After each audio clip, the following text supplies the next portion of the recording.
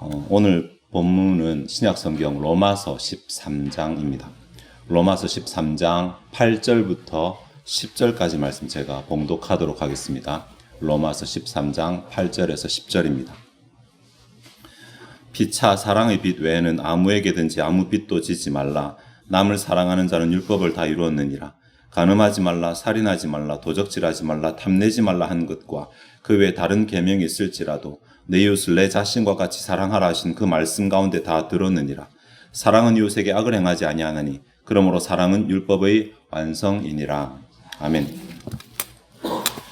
로마서는 두 부분으로 나뉘어집니다. 총 16개 장인데 마지막 장은 사실 이제 로마서 본래의 내용이라고 해서 문안인사가 기록되어 있으니까 내용만 가지고 오면 1장부터 15장까지인데 1장부터 11장까지는 복음에 관해서 혹은 구원에 관해서 이신칭이라는 교훈을 주고 있습니다. 이것은 오직 믿음으로 구원받는다는 것이죠.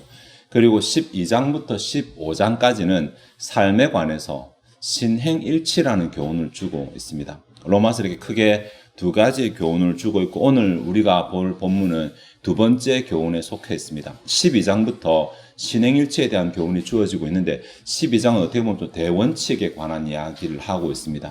선을 행하라고 하는 것이고 13장은 좀 더 구체적으로 이제 내용들이 나오는데 오늘 본문이 이제 8절부터 10절까지잖아요. 1절부터 7절까지가 그 국가 권력에 대해서 신자가 어떻게 자세를 가져야 되는가에 대한 교훈이 있고, 그리고 8절부터 10절까지 이제 읽은 본문, 우리가 생각할 본문이고, 다음 11절 이후로 또 마지막 14절까지 본문, 이렇게 크게 세 부분으로 나뉘어집니다. 8절부터 10절까지의 본문인데, 이게 8절부터 10절까지 한글 성경으로는 절수가 세 절이지만 문장으로는 크게 두 개입니다.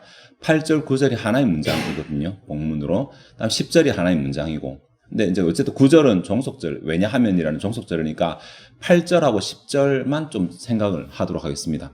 8절과 10절이 중요한 교훈이 들어있거든요. 9절도 안 중요한 건 아니지만, 일단은 시간상 8절과 10절. 근데 8절도 사실은 원문으로 보면 또 두 개 문장으로 나뉘어집니다. 그래서 앞부분은 주절이고 뒷부분은 종속절입니다. 피차 사랑의 빚 외에는 아무에게든지 아무 빚도 지지 말라라고 하는 게 앞부분이 주절이고 남을 사랑하는 자는 율법을 다 이뤘느니라 왜냐하면 이라고 종속절입니다.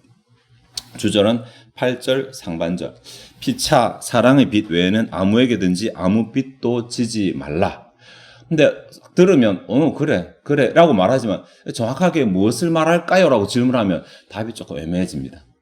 이게 말하는 바가 뭘까? 사랑의 빚을 지라는 말인가? 빚을 지지 말라는 말인가?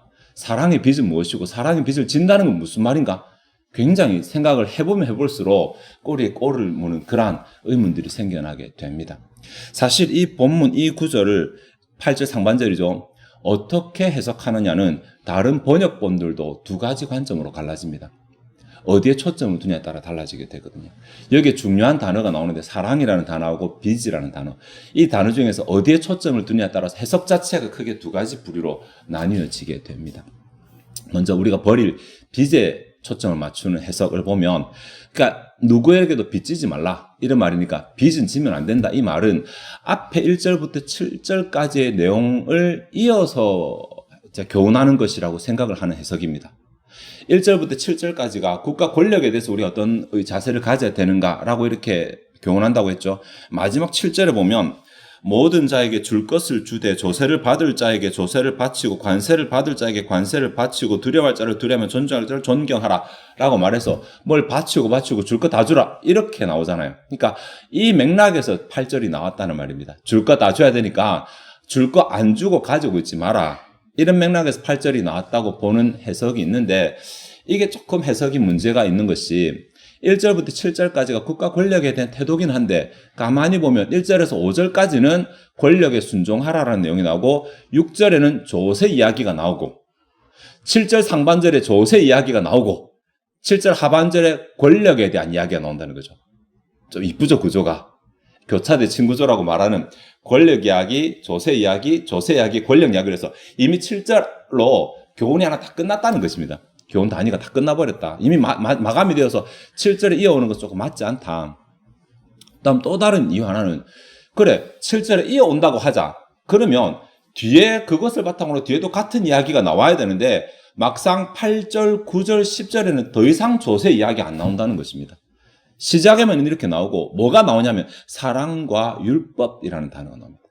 8절에 사랑율법 나오고 10절에 사랑율법 나오고 9절에는 율법이라는 단어는 안 나오지만 10계명 율법 조항들이 4개나 나옵니다. 그러니까 결국은 율법과 사랑은 나오거든요. 이 율법과 사랑 이야기를 하는 것이다. 조세 이야기하는 것이 아니라 빚진 거 얘기하는 것 아니라 이게 이제 두 번째 해석입니다.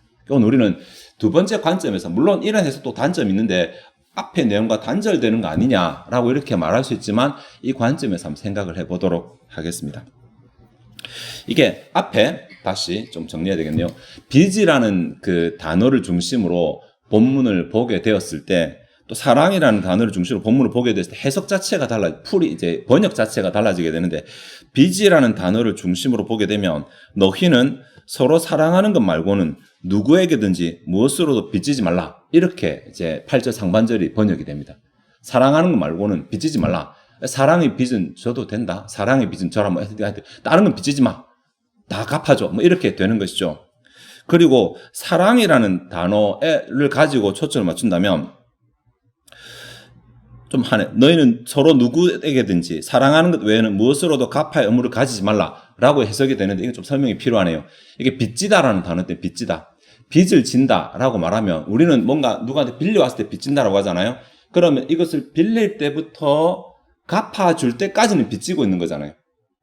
그러면 여기 빚진다라는 이 단어가 어느 부분에 초점을 맞추는지 생각해야 되는데 그러니까 전체 빌려서 갚아줄 때까지 전체 과정을 초점 맞추지는 않습니다. 이 단어가. 그러면 빌려올 때 초점 맞추냐? 그렇지도 않습니다. 이미 빌린 상태를 전제로 하고 있는 단어입니다.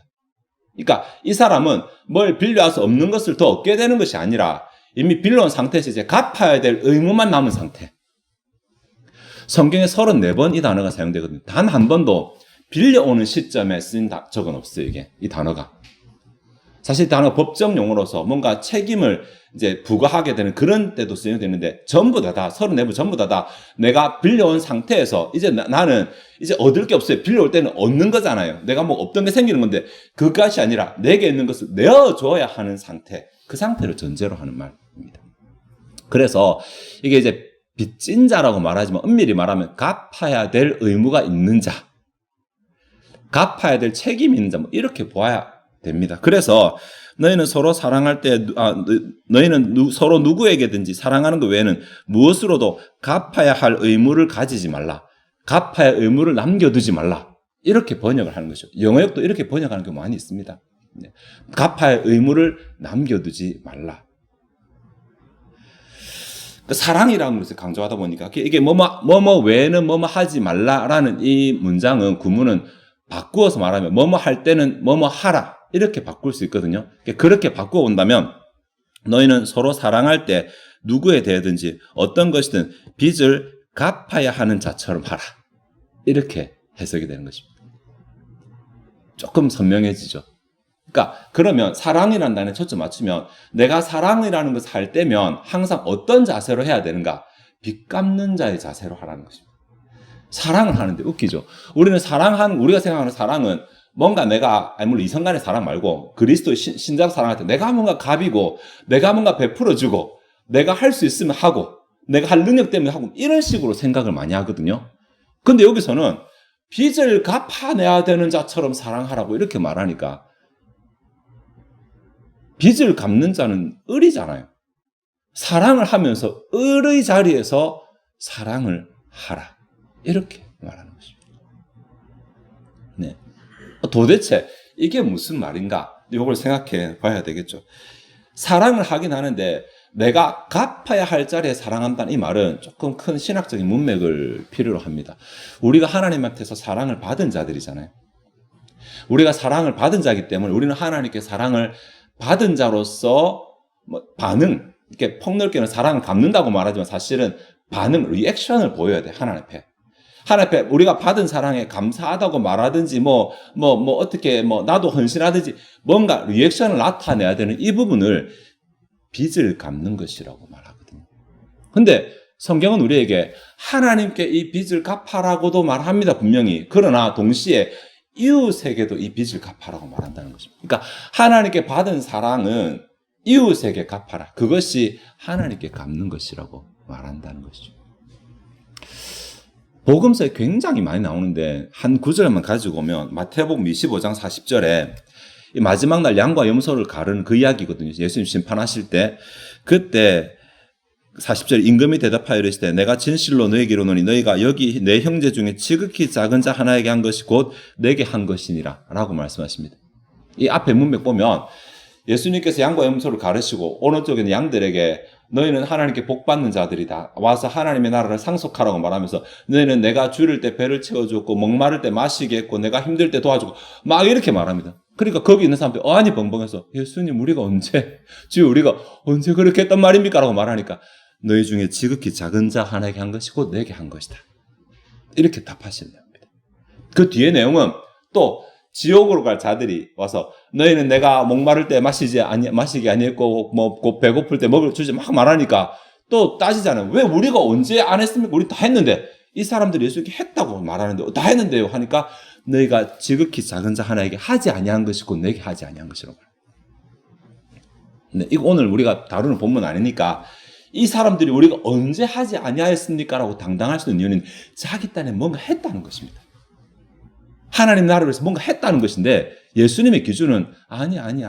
너희 주변에는 네 이웃에 있는 자들에게 안 하고 네가 귀 막고 눈 막고 있을 때 그게 내게 안 한 것이야. 이렇게 말합니다. 요한 1서에 보면 눈에 보이는 바 형제를 사랑하지 못하는 자는 보이지 않는 바 하나님을 사랑할 수 없느니라고 이렇게 말하고 있거든요. 그러니까 나는 하나님께 사랑을 받았으니 받는 것이 당연하지 내가 하는 것은 아니야 이렇게 생각하는 것도 잘못이고 그럼 하나님께 사랑을 받았으니 하나님께 열심히 갚아야지라고 하나님만 바라보면서 사는 이것도 온전하지 않다는 것입니다. 하나님의 사랑은 두 가지로 갈라지는데 하나님께서 온 사랑 갚아드리는 두 가지로 갈라지는데 하나님을 향하여서 갚아드리는 하나님 사랑과 이웃을 향해 갚아드리는 이웃 사랑입니다. 근데 이 두 가지가 서로 같이 있어야 돼요. 하나님의 사랑 없이는 이웃 사랑이 존재할 수가 없어요. 내가 하나님께 사랑을 받지 않고는 이웃 사랑할 수가 없어요. 네. 또 이웃 사랑을 하지 않으면 하나님 사랑이 완성되지 않습니다. 이 두 가지는 같이 움직이니까. 그러니까 나는 하나님만 잘 믿으면 되고 나는 내 하나님만 바라보고 옆에 있는 귀 닫고 다른 사람 뭐 하는지 모르고 이거 건강한 신앙생활 아니라는 것입니다. 네. 사실 내가 하나님의 사랑을 갚아주는 그 과정은 어떻게 보면 하나님께서 그 사람에게 하나님의 사랑을 나타내시는 과정이기도 합니다. 그죠? 우리도 그런 방법으로 하나님의 사랑을 받고 누리는 거예요. 누군가의 헌신으로, 누군가의 전도함으로, 누군가의 섬김으로 우리도 하나님의 사랑을 받게 되는 것이거든요. 그래서 하나님께서 그 사랑을 이웃에게 되돌려줌으로 이웃을 향해 흘려보내므로 하나님의 사랑을 되갚아라고 말씀하십니다. 이웃 사랑하지 않으면 하나님 사랑 없습니다. 아무리 내가 신앙 좋다, 아무리 내가 기도한다, 아무리 말씀 많이 본다, 아무리 예배 열심히 하더라도 내게 이웃 사랑하고자 하는 마음, 삶 없으면 난 하나님 사랑 안 하는 것입니다. 마지막 날에 아까 마태복음 25장처럼 그런 황당한 상황을 만날지도 모른다는 것입니다. 중요하죠. 이게 8절의 내용이에요. 10절의 내용을 보고 10절은 사실 8절과 같은 주제를 가지고 있는데 하반절하고 상반절 보시면 사랑은 이웃에게 악을 행하지 아니하나니라고 말하죠. 사랑은 이웃에게 악을 행하지 아니하나니 사랑의 실천과 관련된 뭔가를 말하는데 뭔가를 하라고 하지 않고 하지 말라고 말하는 거잖아요. 악을 행하지 말라. 근데 이것을 주어하고 보어를 제가 바꾸어 보겠습니다. 앞뒤를 바꾸어 보겠습니다. 그러면 이웃에게 악을 행하는 것은 사랑이 아니다. 이렇게 됩니다. 이웃에게 악을 행하는 것은 사랑이 아니다. 조금 더 선명해지죠. 여기 악이라는 이 단어가 이제 카코스라는 단어인데 이 단어는 좀 질이 떨어진다는 말, 품질이 떨어진다는 말이거든요. 그러니까 물론 악으로도 쓰이지만 어쨌든 질적으로 뭐 이게 뭐 부패하거나 아니면 양이 모자라거나 그래서 기준에 미치지 못하는 것입니다. 이웃에게 악을 행한다는 말은 이웃에게 뭔가 해줘야 되는데 제대로 다 해주지 않고 이게 뭐 해주는 척만 한다든지 뭐 부분적으로 한다든지 조금 까고 한다든지 이런 식으로 질적으로 뭔가 떨어지는 것을 말합니다. 네. 이웃을 사랑한다고 말하면서 아니 하나님 사랑한다고 말하면 이웃을 사랑해야 되고 이웃을 사랑한다고 말하면서 내가 해줄 수 있는 게 10인데 이 가운데 분위기 보고 5만 하자 뭐 5 하나 10 하나 똑같은데 뭐 혹은 뭐 3하고 아니면 형식만 하자 이렇게 하는 것은 사랑이 아니라고 그렇게 볼 수 있는 것입니다. 그러니까 다음에 여기 행한다. 행한다는 이 단어도 행한다라는 단어가 헬라어에 보통 두 가지가 있습니다. 보이에오라는 말, 다음에 페리파테오라는 말, 뭔가 결과를 만들어내는 말과 과정을 중요시하는 말이 있는데 여기에 사용된 이 단어는 이 두 가지를 다 포함한 단어입니다. 작업한다인데 작업한다. 그러니까 뭔가 결과를 기대하면서 작업하는 모든 과정을 다 포함하는 말. 이 말은 과정도 중요하고 결과도 중요하다라는 말이에요. 이웃에 대한 사랑은 과정도 중요하고 결과도 중요합니다. 그래서 선한 결과를 기대하면서 선한 과정을 하는 것, 혹은 선한 과정을 전제로 선한 결말을 기대하는 것, 이것이 본문이 말하는 이웃 사랑의 내용입니다. 악을 행하지 않는 것이니까. 그러니까 내가 이웃을 사랑한다고 말하면 내가 여기 말한 이웃은 이웃이라고 번역했지만 가까운 자, 내게 가까이 있는 자들, 지체들이죠. 공동체 안의 지체들.